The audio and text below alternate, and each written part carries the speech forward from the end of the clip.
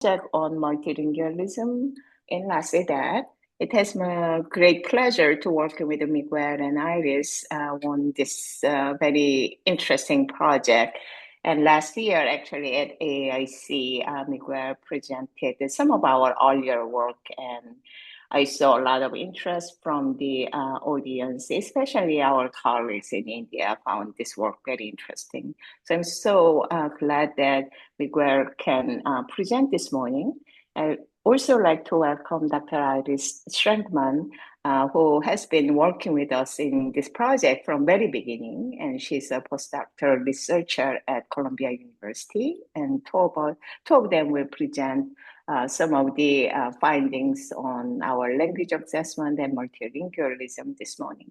So thank you, Miguel and Iris, again, and please take it away. Yes, great. Thanks for the invitation. We're excited to be here. As Jean Cook mentioned, I'm Dr. Miguel Renteria. I'm an assistant professor in neuropsychology here at Columbia, and I'm joined, like Jean Cook said, an invaluable member of our team, Dr. Iris Strangman, a postdoc here in my lab. And so we'll be going over what the language assessment module is and all the data that's available regarding multilingualism, and then we'll be highlighting findings from the work that we've been leading. But first, I'd like to provide a little bit of background about like why do we care about bilingualism or multilingualism in this context and how that relates to cognition. As you may have heard, right, there's several studies that report that engagement in cognitively enriching activities, it's associated with a reduced risk of dementia and better late life cognitive outcomes, such as you're thinking like education, literacy, leisure activities, right, social activity, occupational complexity. All these different factors have been associated with better late life outcomes. And so investigators you can conceptualize a bilingualism as a cognitively enriching activity, right? Because of the needing to use multiple languages, suppressing a language, putting attention to cues to when you need to use in different language.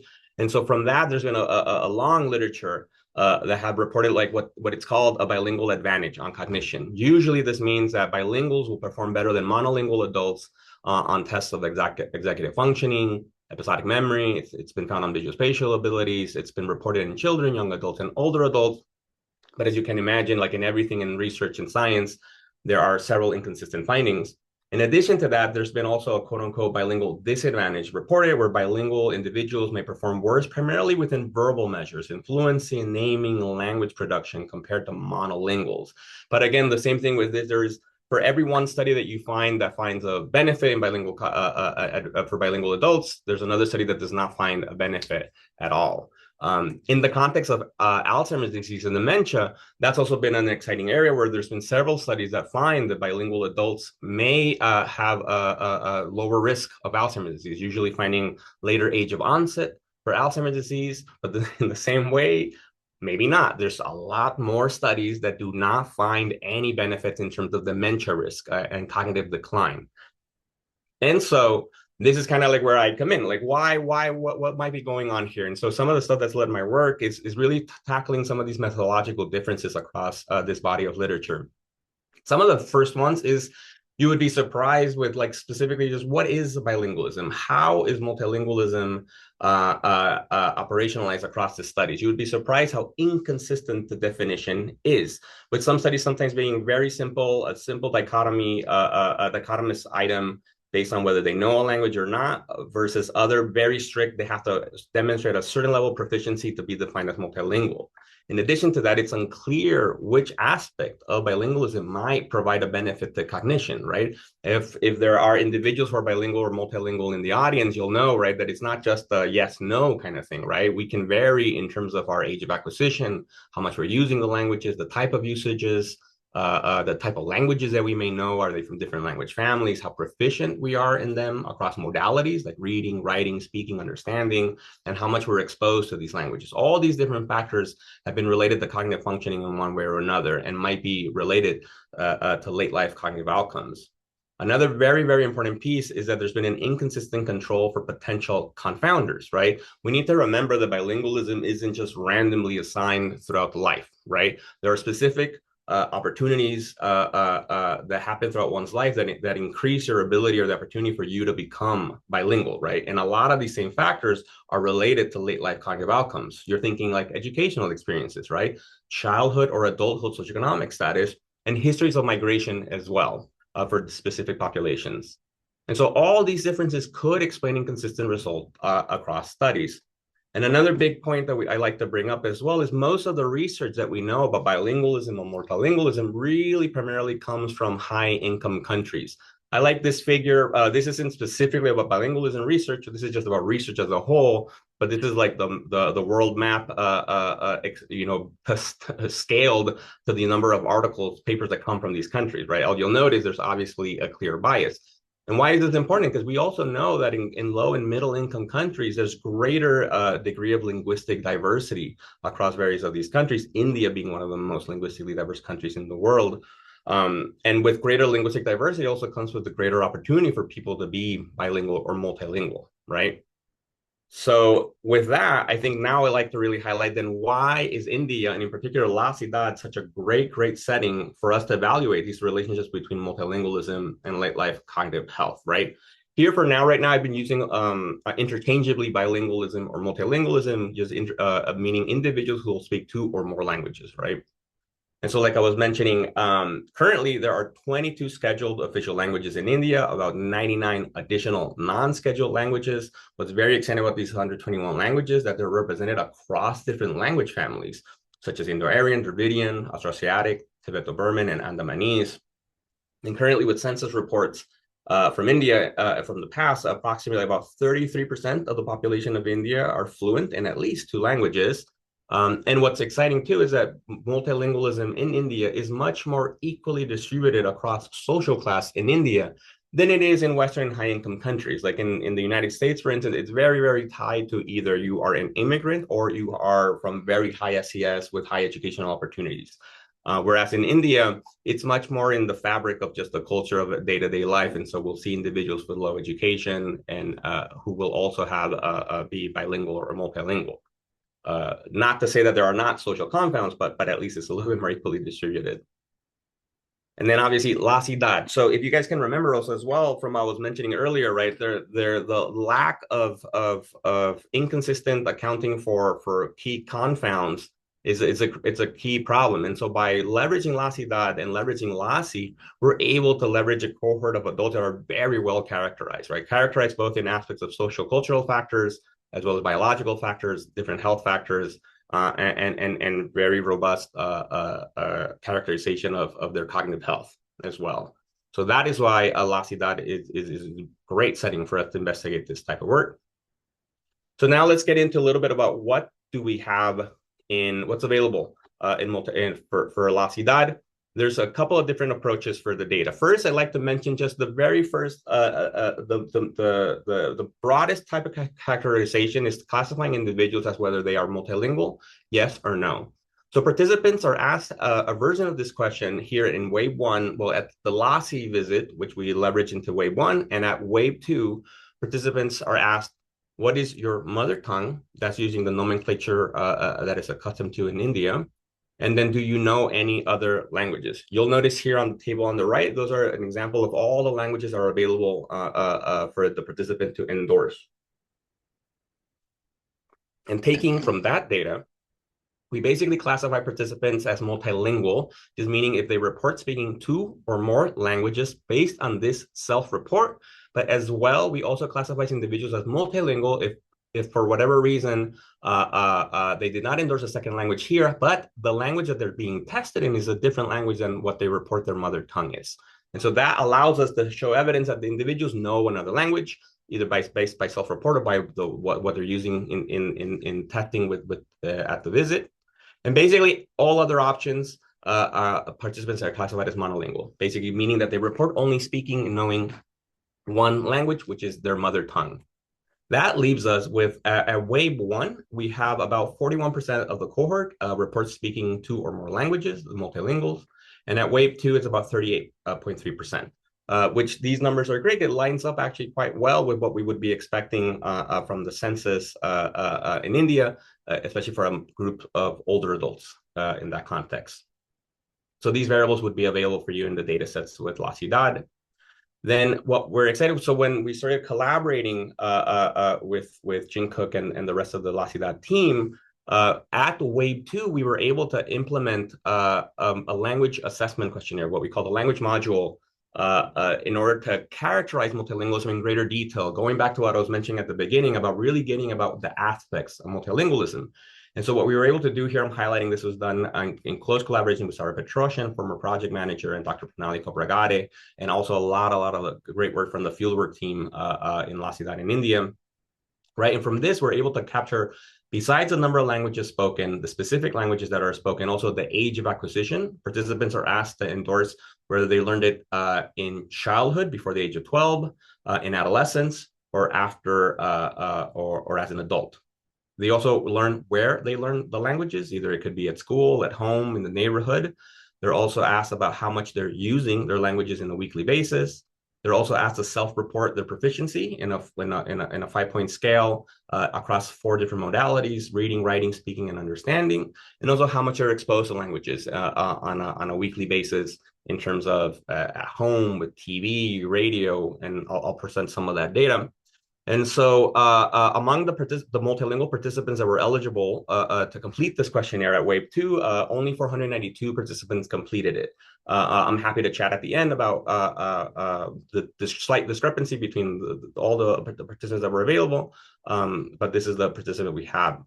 And so with that, I'd like to actually just now characterize a little bit from what we've learned about the multilingual participants at Wave 2, based on this data. So you'll notice in terms of what languages they know. What's exciting about this is that you'll see that there is no common L1, right? There's no common mother tongue among the participants, which is not surprising given how linguistically diverse India is, right? But we do start seeing patterns pop up in terms of what they report their second languages and what their third languages, right? Where Hindi, taking up a majority of the proportion of L2 languages being used, and for L3, Hindi again, but with English as well. Again, which lines up with what we would expect with the contextual and historical background in India. And so also giving that we know that several participants who are the older adults in India have very low to no formal schooling, we've classified here the rest of these figures by those with education and those without any schooling, because these are very different individuals. And again, getting back at the issues about controlling for sociocultural confounds. So here I'm highlighting how old they were when they learned their languages among those with education and those without education on the left. And what you'll notice, basically everybody learned it in childhood, before the age of 12, all of their languages. There was no differences between those that with and without education. Again, which also highlights what we would expect from India. It's a very multilingual environment, and they're acquiring these languages very, very early in their life. Now, where they're learning their languages, now that's where we start seeing some differences between those with and without formal education. Whereas those with formal schooling, you'll notice that the majority of their second and third languages are being acquired at school, right? However, those without schooling, they're acquiring their languages in the neighborhood, which is also very interesting to understand how they're learning these languages in a different setting throughout India. In terms of how much they're using their languages, there's no differences between their L1s, but you'll notice what was actually a little bit surprising was that those without formal schooling report using their second and third languages a lot more. So they're reporting that they're using them nearly every day. These are the options, versus those with formal schooling primarily state that they're using their other languages several days rather than nearly every day. And we see kind of the similar pattern for exposure to these languages with their family and their friends, where those without formal education seem to be exposed a lot more to their second and third languages than individuals with formal schooling, which is also, again, interesting to start seeing how these different aspects might be relating to how they're acquiring their languages, what this may mean for their cognitive and brain health. And the last piece I want to just use to describe is also the differences in proficiencies. We have here across the different modalities: understanding, speaking, reading, and writing. We have these for L1, L2, L3, and by education, right? With and without formal schooling. We have the rating here from very poor to excellent. What's very exciting to see is that across L1, L2, and L3, really there's no differences between those with and without education in terms of understanding and speaking proficiencies. They're all pretty much rating their languages in terms of excellent to good speaking and understanding.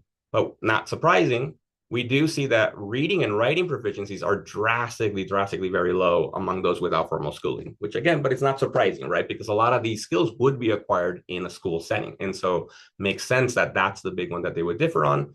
But it is interesting to see that at least in terms of self-reported proficiencies, in terms of speaking and understanding, it's equal across both educational groups for all of their languages. The last bit of data that we have acquired as well at Wave 2 that I like to describe, that this data is just now going to become available, is that we also have an objective proficiency, right? Everything that we were talking about right now has been self-reported data, but also we asked participants to tell us a story in each of the languages that they reported to speak, up to 3 languages. They were also provided an option that they can choose to describe a festival, a celebration they might have had, a movie they saw, and remember, and we provided some options we'll provide in a second. Interviewers were then asked to tell them the story in as much detail as possible, and responses were recorded on a tablet. Participants usually spoke between 1 to 2 minutes in each one of their languages. These are the story options that were provided. This was, again, in close collaboration with the fieldwork team. We went through several different iterations of this project during piloting, and these were the story options that were chosen to best reflect the different areas of India that we believe would be people would identify to some of these to be able to provide actual speech based on these stories. And then what we're doing with these, so there's these 2 different approaches then to use with this data. I'm going to focus primarily with the first one, that then we worked with language expert raters to rate the audio data. But then we're also working as well, this is ongoing work using with a colleague from USC, which I'll mention just a little bit towards the end, about using AI and machine learning techniques to extract automated speech features from the audio data. For the language expert raters, I won't get into too much detail, but we developed this rating system ranging from 1 to 5, with 5 indicating higher proficiency in each of their languages. And the expert raters went through each one of the audio data. Each one of them had to be proficient themselves, obviously, in the languages that we were working with. As you might be well aware, right? LASI-DAD is available across 12 different languages. So this was quite a bit of an undertaking. But then from there, I do want to highlight, so out of the 492 participants with the language module data, we have 318 participants from that have the expert rater data. I just want to show some preliminary results from that in terms of here. I'm just highlighting the 318. Sorry if you guys hear that. That's a fire alert thing, but it's fine, I'm sure. If we see smoke, we'll leave. So we have here 318 participants with the audio data. I classified them here as high or low proficiency on their second language, just as a descriptive, based on the ratings, median split based on the ratings from the experts. What's great to see here that there's no differences in some of these key demographic factors between the groups, which is great. We wouldn't necessarily expect that, other than, those that were high proficient tended to be a little bit younger than those who had low proficiency. In terms of how does this relate to some of their self-reported features, what I'm showing you here is in green is the high proficiency by expert raters, low proficiency by expert raters, and then whether split by their early or late age of acquisition, split by daily or not daily users of both languages, and then their proficiency, whether they had their own self-rated proficiency. They don't really differ on any features except for daily use, which is interesting, indicating here that the expert raters seem to be catching something where the ones that they classified as low proficiency tended to be mostly not daily users. Again, so that might be surprising that, they're not using their languages daily because they might not be so proficient. However, there's no differences between how they're reporting their proficiency. So indicating that the expert raters is capturing something that is not captured by the participant themselves, obviously in self-report, which would be expected. And so this is some of the data all the data that's available or that will be available soon through LASI-DAD, through the Gateway to Aging website. Now what we want to highlight is some of the projects that we've been able to work on through this project, really looking at how deconstructing multilingualism and its sociocultural confounds to really try to understand the mechanisms by which it may or may not confer cognitive benefit. I'd like to highlight actually first here, one of the very first projects that we worked on. This was led by Sarah Petrosian. We were wanting to leverage leveraging the data at Wave 1 and leveraging the language families that the individual spoke. As you guys remember, they speak across 5 different language families. And there's been studies that report that perhaps if your languages are more similar or dissimilar to each other, that might provide different demands cognitively.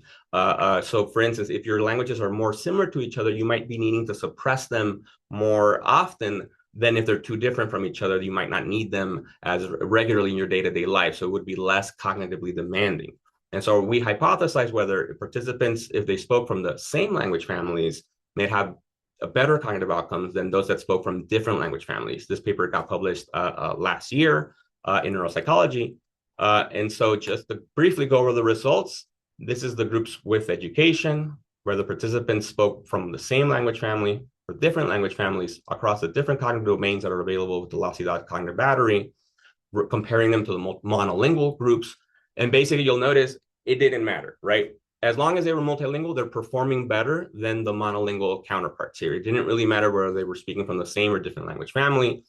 The results pretty much looked the same among those without schooling, although results were much more attenuated. So the differences between being multilingual and monolingual was much more attenuated across all groups. There was still an indication that they're performing a little bit better, and especially more so in the same language family group. Some of these more attenuated results in the second group also, we believe it might be driven because this was the smaller sample size as well. But generally here, what we're seeing is that in those with schooling, multilinguals are performing better, regardless of language families. And in the no education group, results are considerably attenuated. Now I will pass it over Dr. Strangman to continue highlighting some of her projects.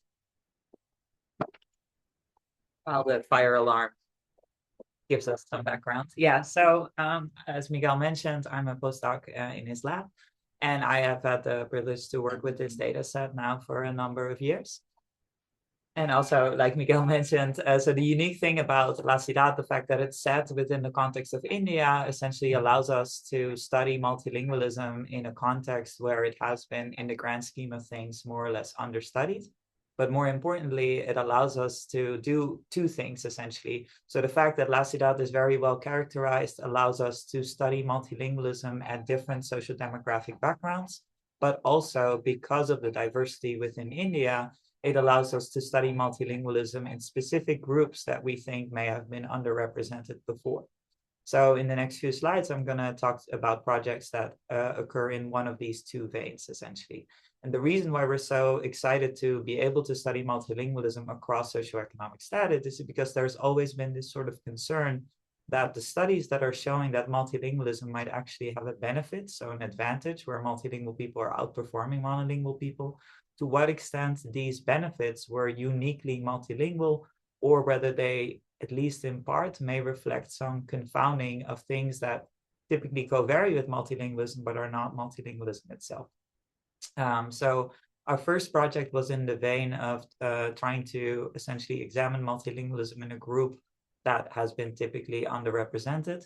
So here we're focusing on multilingual illiterate older adults. So we know that illiteracy has negative effects on late life cognitive health.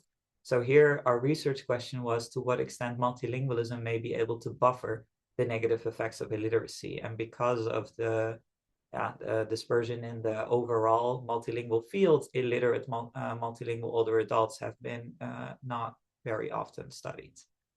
So this paper has been published in Alzheimer's and Dementia, Behavior and Socioeconomics of Aging. So when we examined illiteracy relative to the performance of literate people, so here on the left, you see these four different cognitive domains. We indeed, in line with earlier results, we see negative effects of illiteracy, where illiterate people are performing worse than literate people across the board. And then when you examine multilingualism, so now the reference line represents monolingual people, you can see this sort of modest benefits where multilingual people appear to outperform monolingual people as well across the board. But so once we started examining this interaction to answer our research question, to what extent multilingualism may buffer illiteracy, we get very different findings. So now I'm showing you, first starting with executive functioning, illiterate people are in green and literate people are in yellow, and the monolingual people on the left and the multilingual people on the right. So as you can see, essentially, we observe these interactions where it seems to be the case that the people who are benefiting the most from being multilingual are specifically the literate people, and the multilingual people seem to benefit very little.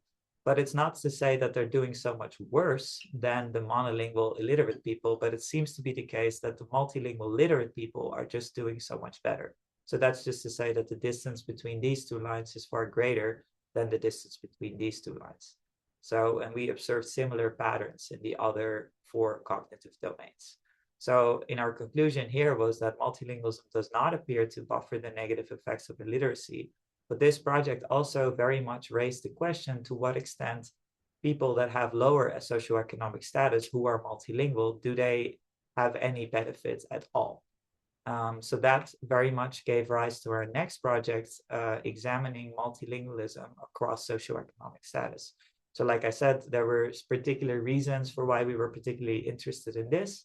And our approach specifically was that we did a confirmatory factor analysis on a set of, to some extent, interrelated, but also different variables, including years of education, parental education, caste, someone's consumption. So that includes like food, non-food expenditures, also healthcare.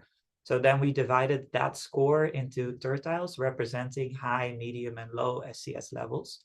But in this project, we were also very interested to what extent we could approximate people's linguistic background and the reasons for why they became multilingual. So specifically within this project, we made a distinction between people that we refer to as majority multilingualism and minority multilingualism, where the minority denotes the status of the first language within the greater environment. So what does that mean? So for majority multilingualism, these are people whose first language, the language that they grew up hearing as a baby and became their first language, that matches the majority language within the environment that they grow up in. Whereas for minority multilingualism, the first language that somebody grows up speaking does not match the majority language in the environment. So like, you know, this research is taking place within the context of India, but to draw a parallel with the United States, who these people are. So majority multilingual essentially denotes an individual that grows up speaking English and at some point in their life may acquire Spanish. Whereas a minority multilingual person is somebody who grows up speaking Spanish and then maybe at some point acquires English.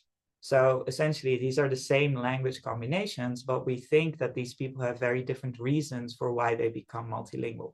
Specifically, the minority multilingualism typically coincides with recent migration. And then we hypothesize that people may become multilingual out of necessity through immersion, being immersed in a majority environment that is different from their own. Whereas the person at the top, their multilingualism may be far less born out of necessity and maybe more of a sign of continued education. So in this project, we essentially, and then we also compared them to monolingual people that we have in our sample. But so in this project, essentially the first, to the left, that's operationalization speak to the question to what extent multilingual benefits may differ by socioeconomic status. And then our majority minority multilingualism can speak to this question, to what extent do benefits differ by linguistic backgrounds? So going over the results of this project. So I'm first going to just show you executive functioning, and I'll show you the other cognitive domains in a sec. But so there's a lot of stuff going on in the slide, but essentially at the bottom in blue, we have lower socioeconomic people, and then we rise in socioeconomic status. And at the top, we have high SCS people. So the reference line here is monolingual SCS counterparts. And you can see the majority and the minority multilingual, their performance plotted. So as you can see here, essentially in line with our earlier results, the lower SCS multilingual people, whether they're majority or minority, seem to be benefiting very little from being multilingual relative to the performance of monolingual SCS counterparts. But as we increase in socioeconomic status, we start seeing these benefits that become more reliable and also larger. And then specifically to our question, to what extent linguistic background, whether you're majority or minority, might actually contribute, we mostly only observe differences in the higher SCS strata. So this, the majority multilingual people then outperforming the minority multilingual people. But with additional socioeconomic adjustments, these differences mostly disappeared. So just for completion, I'm showing you all of the cognitive domains right now, but we roughly observed similar patterns across domains, where essentially the low SCS people benefit very little, And as we increase in higher SCS, we start seeing these differences. So to answer our research question, yes, multilingual benefits appear to differ by SCS. People who are in higher SCS strata seem to benefit more and larger. And then also with additional socioeconomic adjustment, it does not appear that linguistic background may contribute. But so I'm just going to point out that we are tapping into something here, given that in the higher SCS, the multilingual majority people were outperforming the multilingual minority people. And you can see that they also differ by socioeconomic status. But so very briefly, this is just an extension of this project that we did before, focusing on socioeconomic status. But with the arrival of LASI-DAD Wave 2, we were now actually able to look at cognition across time to study cognitive change. And then in this study, we also made some tweaks where we decided to leverage urbanicity, or the distinction between urbanicity and rurality, as a variable of interest, knowing that within the context of India, those differences can be quite large and sometimes in unexpected ways. And then also we tweaked our socioeconomic status variable a bit, where we essentially just cut out the medium level and made a binary split between high and low. Here I'm going to show you first executive function, and multilingual people will be in yellow and monolingual people in blue. So just as a reminder, in line with our earlier findings, or we hypothesized that people who are most marginalized, so people from rural residences of low SCS, that those multilingual people would benefit very little.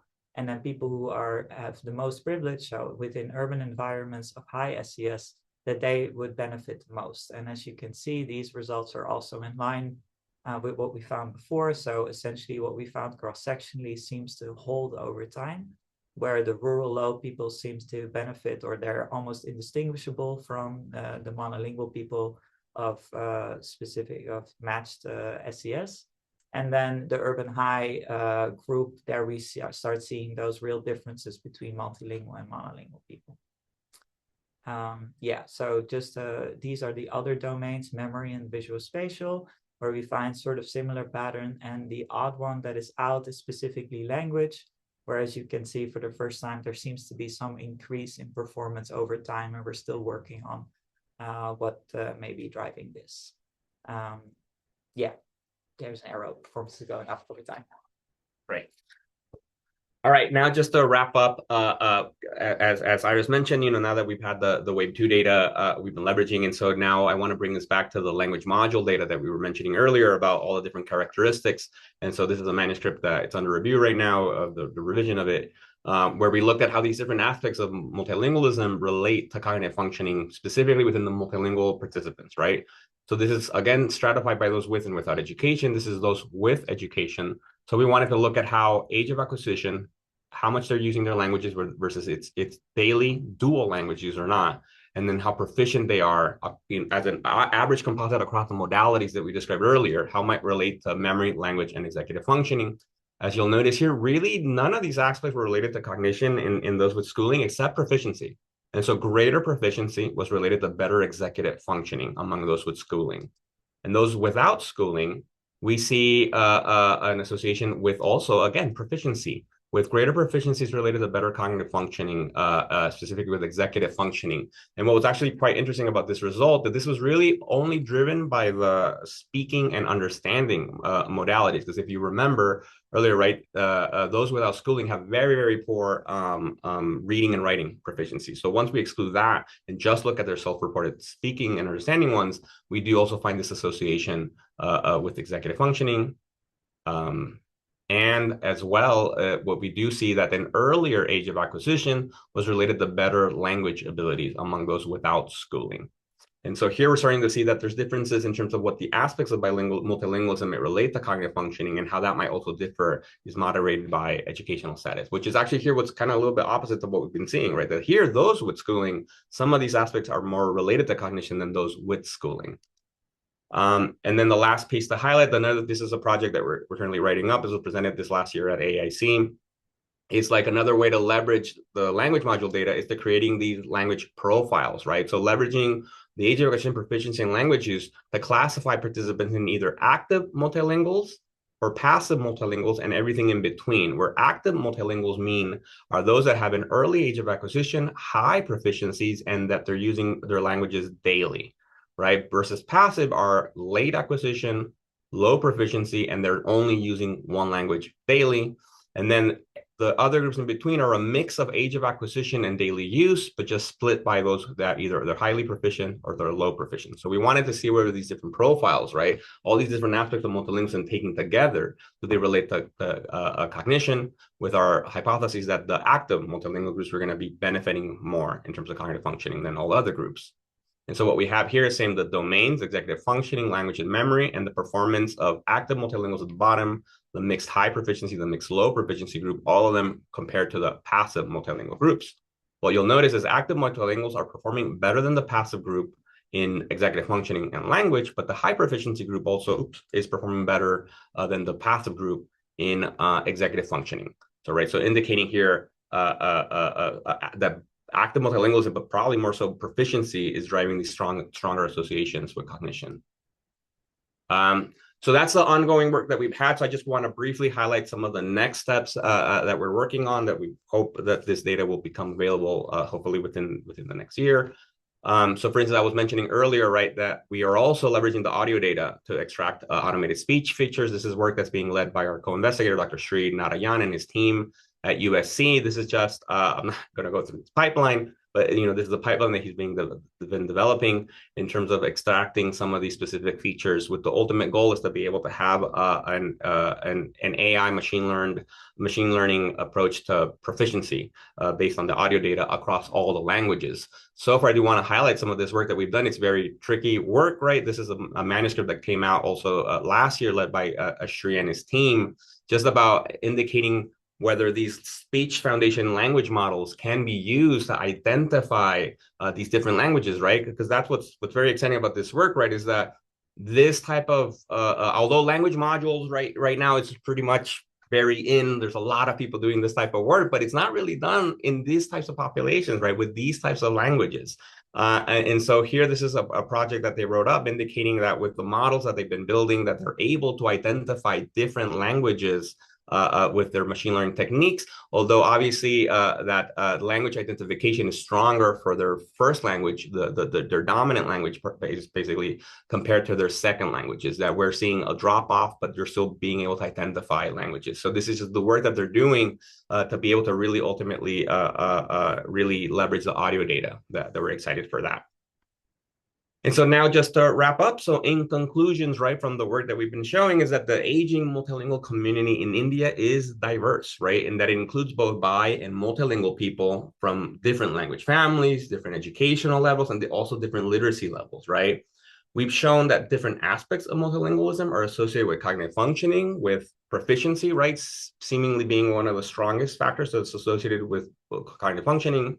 But one of the most important things that we've seen, I think, across all the projects, right, is that multilingual cognitive benefits are primarily observed among socially and educationally advantaged groups, right? Once we leverage, specifically looking at the most disadvantaged groups, we see results are either completely attenuated or they're not. There's no differences between multilingual monolingual groups at either low education, low SES, illiterate, etc. And so just continuing on in terms of the next steps, just from our group, is now that we're continuing to address some of the aims of our grant, right, is leveraging all the other awesome data that's available in LASI-DAD, such as the MRI and plasma-based ADRD biomarkers, which all of you have heard already from prior webinars, and as well as now leveraging the expert rater data that we mentioned earlier, and then continuing to work with Dr. Narayan's team with the AI and machine learning audio data in the near future. So obviously, we'd love to highlight all the funding and all the support we receive for LASI-DAD in our project. Everybody that's involved in making these projects successful, and also obviously want to highlight specifically the team that works on this particular grant, the Multilingualism R01 grant. This is a great team that we get all this stuff done. We'd love to hear questions from the group. Thanks. Thank you so much, Miguel. It's fantastic. And we'd like to invite from the audience any questions or comments you may have. And I also want to just highlight that all this data is actually available for anybody who's interested in this topic or any other topics. So please come to our website and download the data and play with it. I think we have very rich data, and I'm very thankful for Miguel and Iris to dive into this work, looking into multilingualism aspect of it.